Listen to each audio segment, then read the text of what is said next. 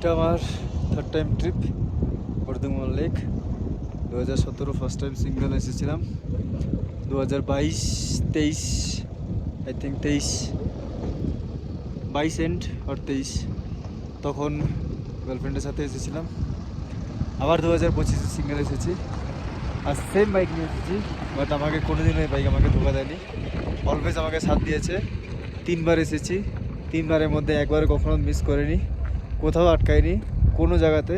Even কি আমার টায়ারের মধ্যে পাংচারও হয়ে আছে একটা, পাংচারটা আমি দেখাতে পাচ্ছি না এখন, একটা পাংচারও হয়ে আছে। সেই পাংচার নিয়ে একদম গোড়দুম্বা টেনে দিয়েছি। রাস্তার অবস্থা খুব খারাপ ছিল, বাট এক টানে গোড়দুম্বার, কোথাও আটকায়নি।